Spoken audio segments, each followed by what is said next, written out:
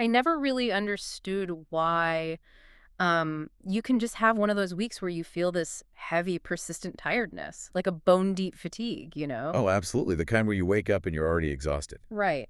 And it is the kind of fatigue that even a fiercely strong cup of tea just cannot seem to touch. Yeah, totally. Or maybe you've noticed this lingering brain fog that you just brush off. You tell yourself, well, it has been a long week at work and I just need to catch up on sleep over the weekend. It is so common to just dismiss those body signals. Yeah. I mean, we always point the finger at our demanding jobs or our messy sleep schedules or just, getting older. Yeah, adulting, basically. Exactly. We rarely stop to look down at our plates, especially if we genuinely believe we are doing everything right with our food. And that is the central mystery we are diving into today.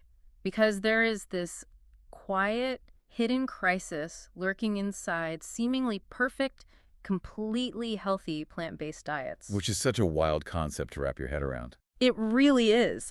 The mission today is to unpack this weird paradox. Like, how is it possible that you can eat 3 full, colorful, flawless meals a day, feel relatively normal, and still be quietly starving your body of 2 crucial nutrients? Right. And to set the stage here, it's really important to say that we are not talking about people eating junk food all day No, not at all. or people skipping meals. The people facing this are eating diets that they and even their doctors believe are just pristine. Like traditional home-cooked food. Yeah. Meals packed with fresh veggies and fiber every single day. The issue is actually the structural gap in the diet itself. Let's talk about the sheer scale of this, because when I was looking at the source material, the numbers completely reframe this for me. It's not a personal failing, it's a huge population pattern. Oh, the numbers are staggering. Right, like there was this major study by a research firm, IMRB, for the Indian Dietetic Association, and they found that 84% of vegetarian diets in India are protein deficient. 84%. Yeah. That is almost everyone. I know. And just to give that some context, they looked at non-veg diets too, and those were sitting at about 65%. So, I mean, the general population is struggling across the board, Yeah. but the gap for plant-based diets is way, way wider. Yeah, exactly. And the numbers for vitamin B12 are just as crazy. There was this independent study out of a hospital in Pune looking at young, healthy, educated vegetarian grads. People right in the prime of their lives. Right, people who weren't taking supplements. And they found that 70% of them had chemical signs of a B12 deficiency in their blood. 70%. But the part that really got me, the detail that stands out, is that the vast majority of these people reported 0 symptoms. None at all. Well, no symptoms that they recognized as a real problem anyway. Which is terrifying. It is. But when you look at the daily intake numbers, the whole mechanism behind this massive deficit makes sense.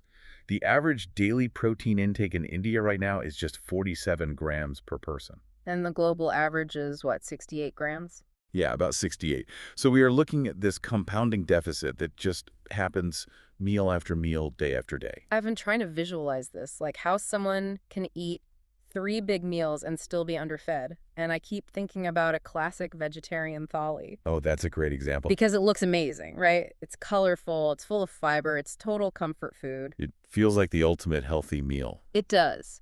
But relying on it every day without fixing these specific gaps, it's like inheriting a massive trust fund. Okay, I like this. Go on. You feel incredibly rich, you're swiping your card every day, and your lifestyle looks fantastic on the outside, but there is no new income being deposited into the account. Right, you're just draining it. Exactly. Eventually, that account is going to hit 0, and the card is just going to decline. That trust fund metaphor is so perfect for the timeline of this issue Mhm. because this structural gap is mostly just protein and B12, so the decline is incredibly slow. It's a slow leak. Exactly. It is not some acute illness. You don't wake up with a sudden fever or a sharp pain that sends you running to the clinic. Right, it's just this slow fading of your stamina. Yeah, which makes it so easy for a person to normalize their low energy. You just accept it as your new permanent baseline. So, why are plant-based diets so vulnerable to this exact shortfall? I really want to understand the biology here.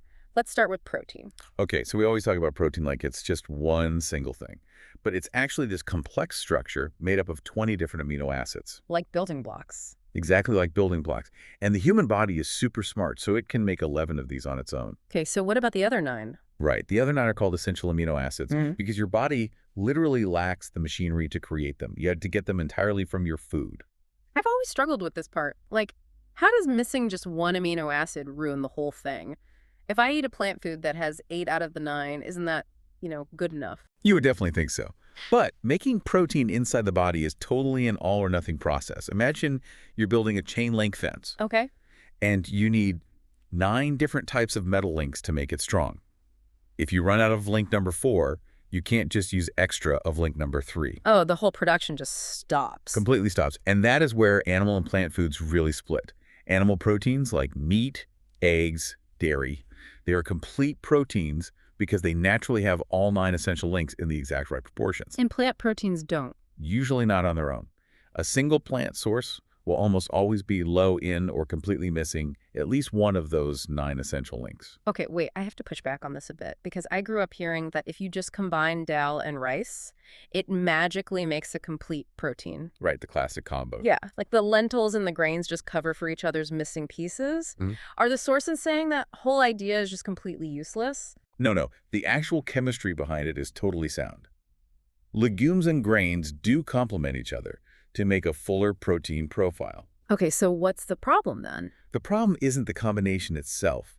It's the execution in our modern habits, specifically the portion sizes. Oh, like the ratio of dal to rice on the plate. Drastically skewed.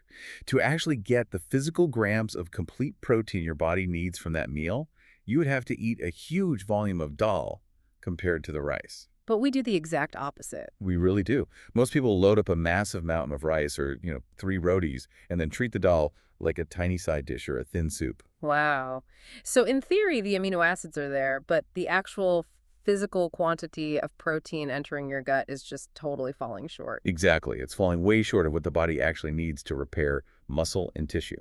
That completely changes how I look at dal and rice. The theory works, but our cultural habits just drifted away from the right ratios. Yeah, exactly. Now, what about vitamin B12? Because it seems like that operates under totally different rules. Oh, B12 is fascinating because it's not made by plants, and it's actually not made by animals either. Wait, really? Where does it come from? It is produced exclusively by certain bacteria in the dirt and the soil. But in our modern super sanitized food system, humans basically only get it in meaningful amounts through animal foods. Because the animals eat from the soil and it builds up in their bodies. Exactly. They accumulate these bacteria-produced vitamins in their tissues over time. So there's just no combination of vegetables or grains that can reliably replace it unless the food is artificially fortified. And why is B12 so important anyway? Oh, the human body needs B12 for the most critical stuff. Making red blood cells, synthesizing your DNA, and keeping up the myelin sheath. The myelin sheath. Yeah, it's basically the protective insulation wrapping around your nerves, Yeah. like the plastic coating on a wire. Oh, wow. And the liver plays this crazy role in hiding this deficiency, right? This goes back to that trust fund analogy we were talking about. Yes, your liver is essentially the vault holding the trust fund. It can actually store years' worth of B12 reserves. Years. Yes. So if you completely stop eating B12 today, your body just quietly taps in to the liver's savings. So you wouldn't even notice. You wouldn't feel different tomorrow, and you probably wouldn't feel different next year. The deficit just builds in total silence. Hidden by our own survival mechanisms. Exactly. But eventually, the vault empties out. And that's when the hidden symptoms start to bubble up. And reading through the sources, these symptoms are so sneaky because they just look like normal, everyday stress. They really do. You might start seeing a bit more hair in the shower drain. Or your nails suddenly start chipping and peeling. Right. Or you might feel your muscles getting sort of softer, even if your weight hasn't changed at all. And those are just the physical signs, right? Like the body is prioritizing whatever resources it has left. Yeah, when protein is low, the body stops sending it to non-essential things like hair and nails. It saves it for your vital organs. That makes sense. But the nerve symptoms from the B12 drop sound even worse. They are. We're talking about like tingling in your hands and feet, sudden mood dips, that really dense brain fog where you just can't focus. And it is wild how quickly we just dismiss those nerve signals. Right. We just tell ourselves, oh, work has been super demanding lately, or I just need a vacation. We misdiagnose our own body chemistry as psychological stress. All the time. But the thing is, the relationship between stress and these nutrients is a two-way street. Chronic stress actually acts as a massive multiplier for these exact deficiencies. I really want to unpack that. How does an emotional state, like feeling stressed, actually physically drain nutrients from your body? Well, when you are under chronic stress, whether it's from a crazy job or money worries, or just terrible sleep, your adrenal glands keep pumping out cortisol. The stress hormone. Right. And elevated cortisol shifts your whole body into this constant state of low-grade emergency. It actually speeds up the breakdown of your muscle tissue just to release amino acids for quick energy. Oh, wow. So because your tissues are breaking down faster, your daily need for protein and B vitamins just skyrockets. Exactly, just to keep up with the repair work. So a tiny nutritional gap that your body handled totally fine during a calm period of your life, it suddenly breaks the surface. Because the demand is suddenly way higher than the supply, and it just hits you as sheer exhaustion. Exactly. That really implies that the food on our plate is only half the battle. The other half is our body's ability to actually absorb it, which brings us to gut health. Yes, absorption is everything. Because B12 absorption is incredibly complicated, right? It doesn't just float into your blood after you swallow it. Not at all. It needs a very specific, highly acidic environment in your stomach. See, B12 is tightly glued to the protein in your food. Okay. First, you need enough stomach acid just to rip the B12 away from that food protein. But then, it needs this specialized helper produced by your stomach lining called intrinsic factor. Intrinsic factor, what does that actually do? Think of B12 as a VIP trying to get into a super secure building, which is your bloodstream. Okay, I like that. The B12 molecule cannot just walk through the walls of your intestines alone. Intrinsic factor is like the required security escort. It physically locks onto the B12 and safely carries it through the intestinal wall. But there's a catch, right? Huge catch. Your stomach only makes intrinsic factor properly if the environment is acidic enough. Which seemed like a massive flaw in our biology, especially when you think about how many people manage their daily stress by just popping antacids for heartburn. It is a profound vulnerability. If you have chronic gut issues or acid reflux, or you take antacids every day, you are actively turning off the exact acid needed to detach B12 and trigger that escort. So you could be eating the perfect diet on paper, but if your gut is compromised, none of it actually makes it into your blood. Exactly. And if you aren't getting deep sleep on top of that, your body doesn't even have the downtime to use whatever tiny bit of nutrients you did absorb. It's this vicious cycle. It's like blaming the cracks in your house on a bad windstorm, when really the whole foundation was hollowed out years ago. That is a perfect way to look at it. And we see this timeline play out in so many different ways. The case studies and the sources show this whole spectrum of silent starvation.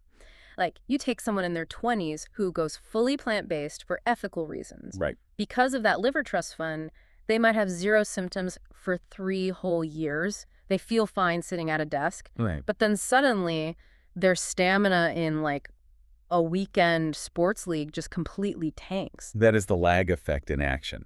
When they stopped eating dairy or meat, the body just coasted on the liver's savings. Which makes it so hard to connect a diet change from 3 years ago to suddenly feeling weak today. It's almost impossible to connect without knowing the science. Right. And on the flip side, you have someone in their mid-30s, maybe a lifelong vegetarian, eating home-cooked meals, but they are just exhausted, their hair is thinning, and they blame it on hard water and a stressful job. Classic misdirection. Yeah, and it isn't until a doctor notices their pale nail beds and runs a blood test that they see their protein and B12 are just completely bottomed out. Same exact biological mechanism, just at a later stage of the bank account running dry. Which really highlights that just knowing about the problem isn't enough. We have to look at the tactical, everyday fixes to plug these leaks. Absolutely. Actionable steps are key. So let's talk targets. If the national average protein intake is only around 47 grams, what should people actually be aiming for? The general medical guidance is that a healthy adult should aim for about 0.8 to 1 gram of protein per kilogram of body weight every day. Which, for most people, means you really have to be deliberate about eating more of it. You do. It doesn't just happen by accident. And one strategy that makes so much sense is spacing it out. Like, you can't just eat one giant 50-gram protein dinner and expect your body to use it all. No, Yeah. you really can't. The body cannot store extra protein for later the way it stores fat. The machinery that builds muscle works on a slow, continuous drip. So if you overload it all at once, If you dump it all in one meal, the excess just gets burned for energy. or flushed out. Hmm. To actually repair tissue, you have to spread that intake across breakfast, lunch, and dinner. Which is why batch preparing food is so brilliant, like making a big container of dal or boiling some eggs or prepping paneer ahead of time. It totally removes willpower from the equation on a tired Tuesday night. Exactly. And looking at specific foods, dairy-like paneer is huge because it gives you that concentrated protein. Plus, it's one of the few natural vegetarian anchors for B12. Paneer is great.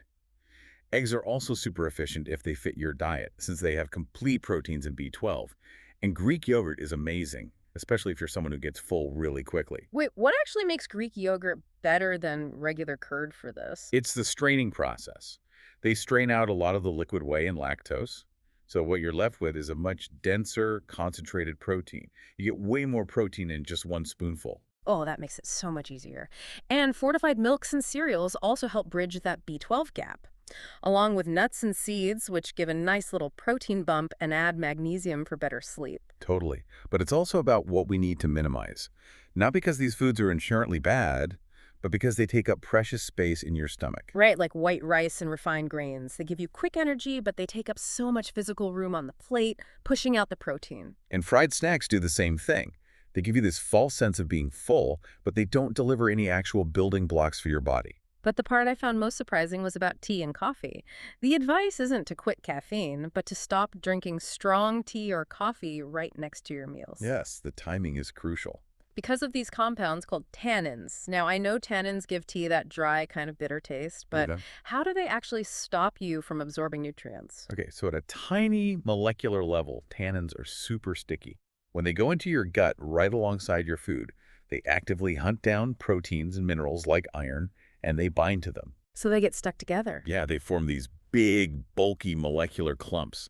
And because these new clumps are physically too large to pass through your intestinal wall, all those good nutrients just get swept right through your digestive tract, totally unabsorbed. Wow. Yeah.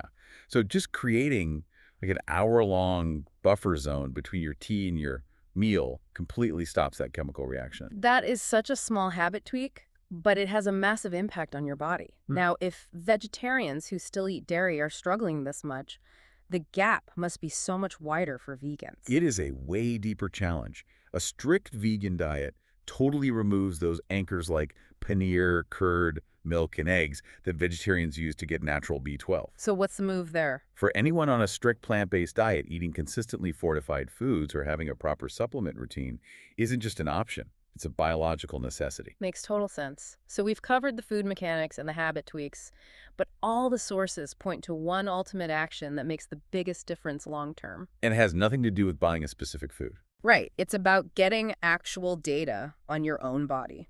The most powerful thing you can do is just get tested. Specifically, a blood test that checks vitamin B12, but also a related marker called homocysteine. Okay, homocysteine, I've had basic blood work done, but that one rarely comes up. How does that connect to B12? So homocysteine is an amino acid that naturally builds up in your blood when your body metabolizes protein. Sure. But to clear it out, your body desperately needs B12. Okay, so B12 is like the cleanup crew. Exactly.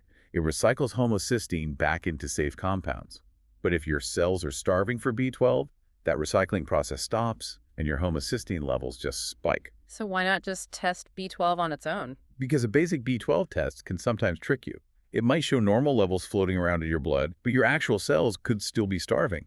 High homocysteine is the massive red flag that your cellular engine is failing. Trying to fix your diet without knowing those numbers is basically like a mechanic trying to fix a complex car engine by just guessing without ever looking at the diagnostic computer. You're just operating totally in the dark. There was a survey that showed roughly 75% of urban Indians don't even know what their daily protein target is. And when you combine that lack of awareness with how the liver hides the B12 drop for years, you get this massive epidemic of guesswork. But when people finally get their numbers, it changes everything. They stop blaming themselves for being lazy, and they finally start treating the actual chemistry of their body. Exactly. So just to pull all these threads together, we started by looking at how a colorful, totally healthy-looking plant-based diet can hide this slow, quiet leak of protein and vitamin B12. Right.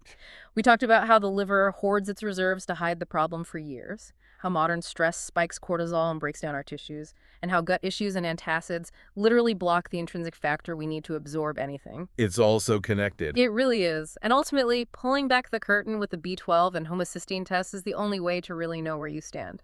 When you step back and look at how all these mechanisms interact, it raises a deeply provocative thought about how we live today. Oh, Like what? Well, we established that B12 needs a highly acidic stomach environment just to be absorbed. right. The whole VIP escort thing. And we also know that chronic stress is a massive multiplier for tissue breakdown and nutrient demand. Yeah, the system is just under way more pressure than ever. So consider this cycle.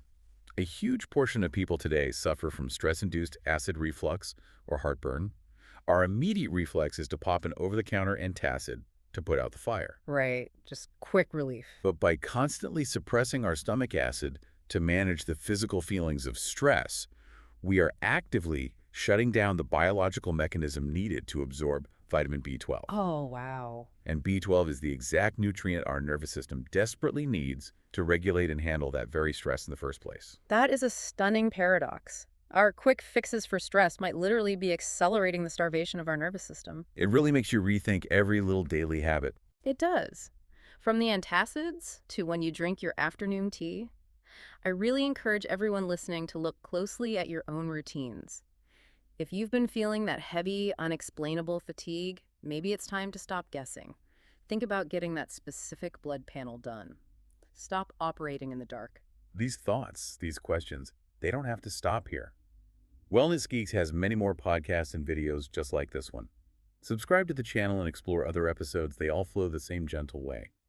If this podcast felt genuinely useful to Wei, you share with even one person in your life. That one share can bring a real change in someone's life, and it helps Wellness Geeks reach more people who truly need this.